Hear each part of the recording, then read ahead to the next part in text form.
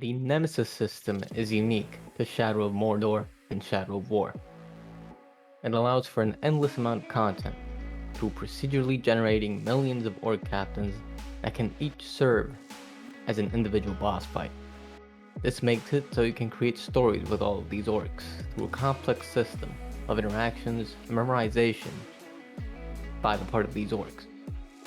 Say for example, an orc has killed you multiple times. He then becomes your nemesis. By extension, the odds of that orc surviving death at your hands will be vastly increased. It will also remember your previous battles and interactions. These are just some of the ways the Nemesis system makes each orc unique, aside from their personalities and titles that make them seem almost handcrafted to be one of a kind. This hopes to be an in-depth guide to the Nemesis system. As such, I will cover as much as I can. There will be chapters and timestamps in the description for each part. Be sure to comment your thoughts or questions as I will be answering them all in the comments below. And subscribe for more content like this. There are 3 ways new captains can enter a region in Shadow of War. Let's start with the most obvious. If a grunt orc kills you, they will become a captain. All other forms of death will not create a captain. This means that animals, beasts, fire, or so on will not provide any new captains created by your death. Instead, it will just randomly fill out the game with new captains.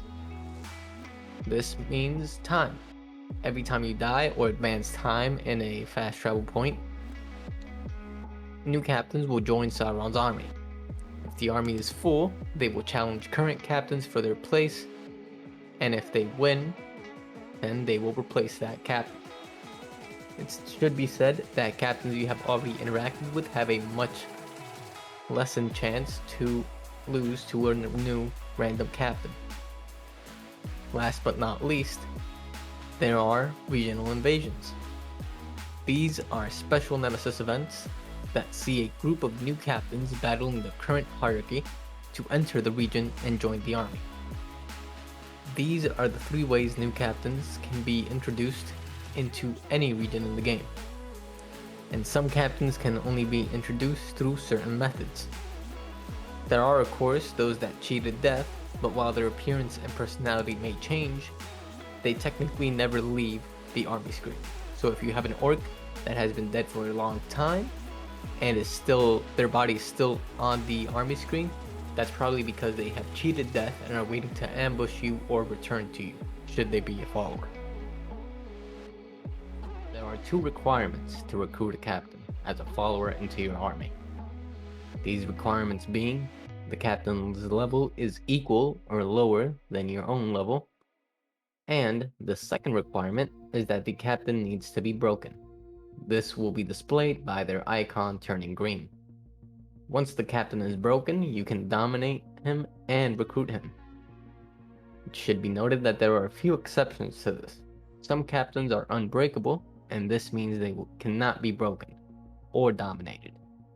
Undead captains, for example, are unbreakable, therefore they cannot be dominated and not recruited. Some captains have Iron Will. This allows you to dominate them, but you cannot recruit them yet. Shaming them has a chance to remove the Iron Will trait, which will then allow you to recruit them. This, however, can reduce their level significantly before the trait is removed and make them weaker overall. So you should be very careful about considering whether or not to shame your captains. When defeating or shaming orcs, they can receive scars. These can provide bonuses like immunities and rages, or even turning an orc immortal. Rogue's Hollow made a video detailing scars, which will be linked in the description. But some examples of scars are shaming an orc, they become the Unashamed. They basically become a legendary orc, gain 2 epic traits, which is the equivalent of legendary traits. Their appearance will change to resemble a bunch of white hands as if it was your own brand mark.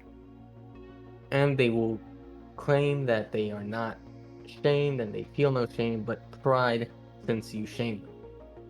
This, of course, makes the orc stronger in this regard.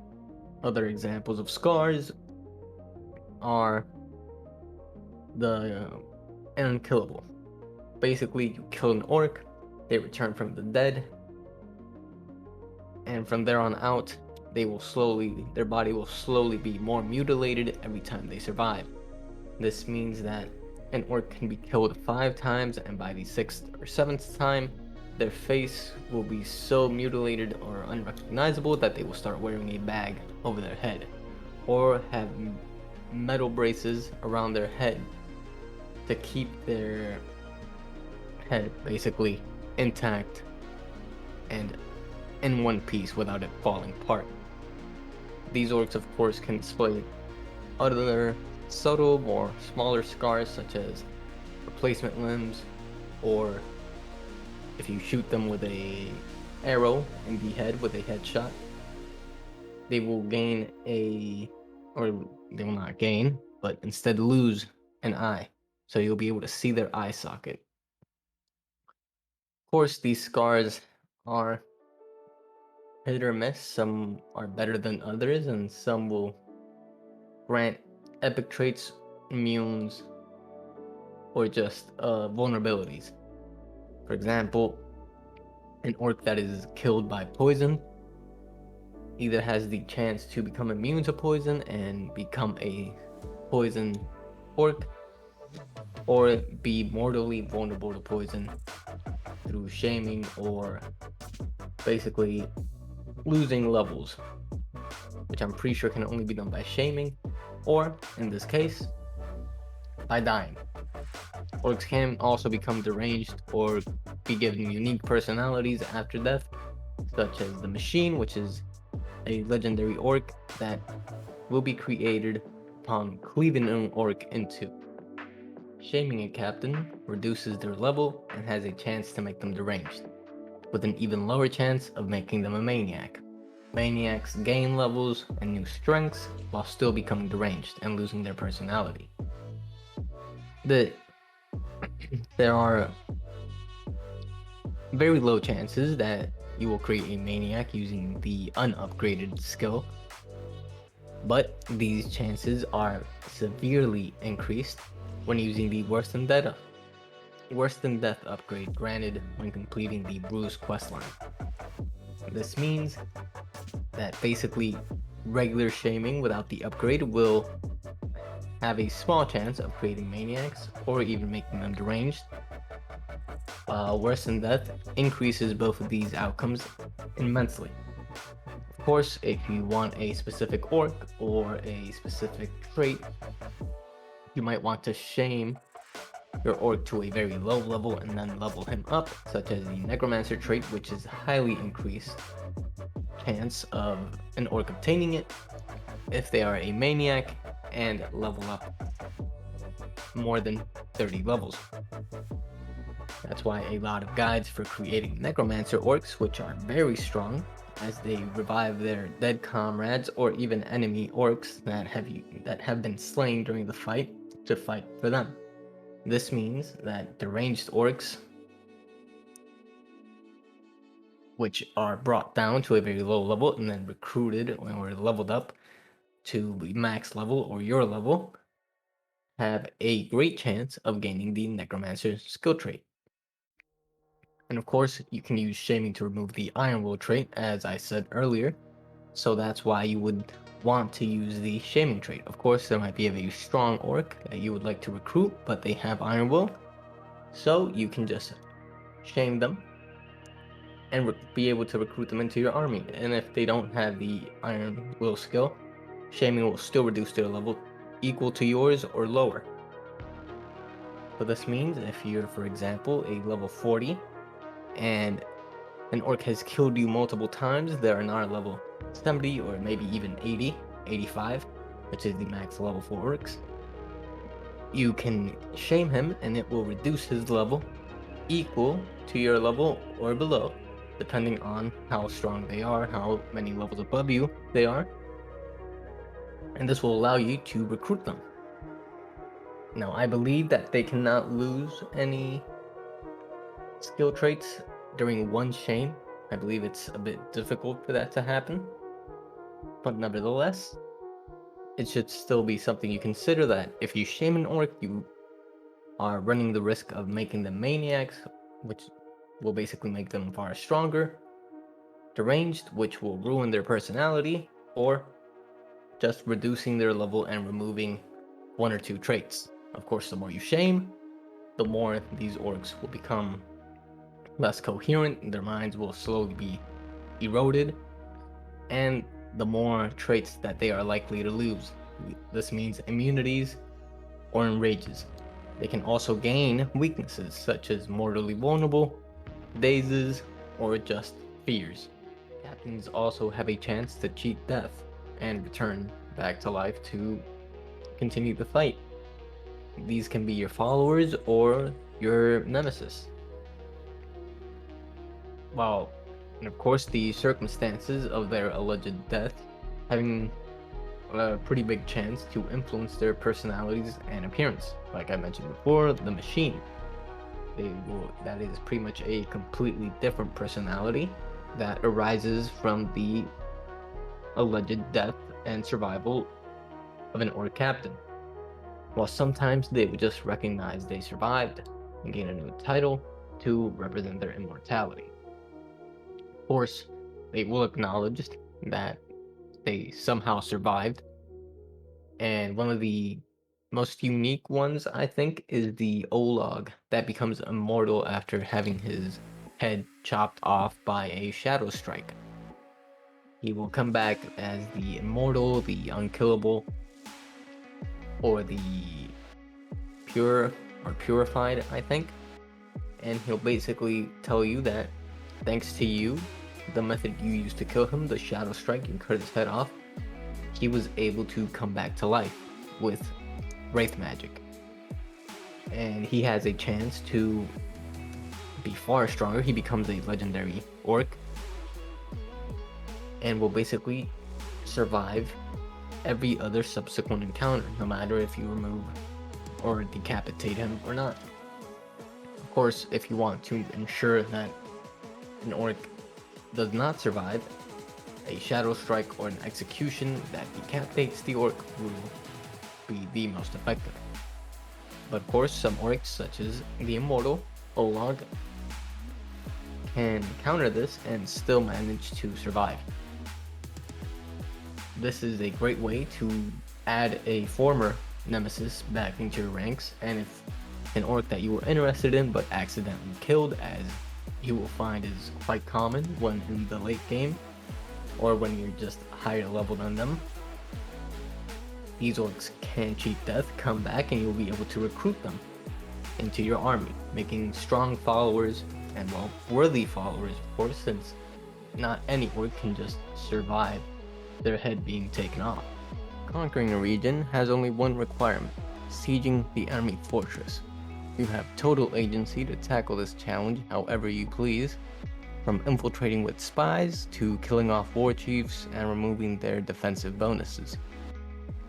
You can even make your spies fight the other war chiefs in pitched battles before a siege to further weaken the enemy's armies.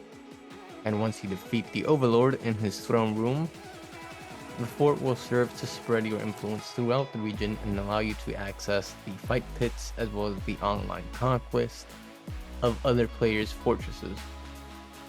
You will also need to purchase siege upgrades with your required Marion in order to bolster your attacking army with special units that will give you an advantage when attempting to breach gates, capture points, or just sow chaos within the enemy ranks. Every upgrade requires an assault leader, so make sure you have enough followers to get the siege upgrades that you want. The same will happen when you capture a fortress. Your war chiefs will provide defensive bonuses known as defense upgrades to ensure your fort holds strong against invading armies. Of course, once you capture a fortress in this mid-game, you will have no further need to defend it besides one story mission that will come in the endgame. It should also be noted that any fortresses you conquer will have very little activity in terms of Nemesis events. So this means your war chiefs and overlord will not level up any further unless you take them out to level them up, or use upgrade chests. It should also be noted that once you capture a fortress, you will have more followers in a region, and you will have access to specific monuments or points of interest, such as totems, execution blocks, meat chambers, or grinders in this case, treasuries, or other things that provide small bonuses throughout the region. Lastly, I have a few tips to help you build your armies and conquer Mordor. Each region has a set level for captains when you first enter the area. These levels are as follows: Kirith Ungol from level 10 to level 15, Minas Morgul from level 20 to level 40, Nurnin from level 15 to level 30, Saragost to level 20 and 35, Gorgoroth from level 40 to 55, and Lithlad from level 40 to 60. All of these regions can be freely explored and sieged after capturing Sharkboars in Nurnin. At this time, the game will also unlock community challenges that reward you with Mirian, gems, chests, and legendary gear. Useful for getting end gear really early game, or to get maxed out legendary gear in the end game. Of course, the legendary gear you will obtain will vary on their upgrade or quality depending on your level. If you want maxed out gear, you should probably get it after level 65. But early game, you can still get the legendary gear bonuses, so they're still very useful. Also, make sure to gather intel on captains. This is the best way to find worthy followers, as there's nothing worse than finding a unique looking orc with an interesting personality and later finding out that he is mortally vulnerable to stealth, fire, or maybe even executions. I highly encourage you to check out each and every one of their weaknesses, find different ways they can counter other orcs or serve in your defense, as well as maybe bodyguards to war chiefs or yourself. I also suggest you use the very best gear you currently have. As a general tip, you should be using the highest level gear until you can start farming legendaries when you reach level 65. Although you can start farming them now and still get their bonuses, you just won't be won't be able to upgrade it to the max level yet. So you'll lose out on the base stats such as sword damage, bow damage, dagger damage, max health from the armor, max focus from the ring, or again, stealth from the cloak. You can also upgrade your favorite gear to your level at the cost of some Mirian. So if you really like a piece of gear, you can upgrade it up to your current level if it's already been upgraded or its upgrade challenge been completed. This will keep it at your level and will only cost very few Mirian compared to having to find the perfect piece of gear, even though you get gear fairly often in the game by killing captains or completing missions. I also suggest that you recruit as many orcs as you can, regardless of strength. Legendary orcs are rare, and as such, you should recruit every legendary orc you come across, since gear drops at your current level or higher. Once you're level 65, you can kill off all of your legendary orcs to get a ton of legendary gear very quickly. This will reduce the grind later. Of course, I'll be explaining gear and all of that for the endgame in a future guide. And with that, you should be able to build your army, conquer Mordor, and beat the game until the mid game, at least. Or not the mid game, the end game. This video, in combination with my previous beginner guide, should help you progress until the endgame stages without any issues. I'll also be making a leveling and XP guide to help you guys get to level 80 as fast as possible, since there is a very easy way that I will also be explaining. I will also be providing alternatives as well. After all that, I will be detailing skills, builds, gear, and other endgame strategies so that you can more or less finish the game, get the true ending without too much of a grind or a hassle, as well as prepare you if you wish to continue playing after you beat the game. And with that, you should now be able to play the game fairly easily and prepare for the endgame, where you will have to fight the endless armies of Sauron. As always, I hope you found this guide useful and informative. Be sure to subscribe and like the video if you enjoyed it and would like to see more in the future. Also, be sure to comment any questions or other advice you might have, since others can use it, or I can help you figuring out any doubts or things that you might be struggling with. Also, be sure to comment things you'd like me to cover in the future, for Shadow of War or maybe guides for other games you might be interested in. Have a good one.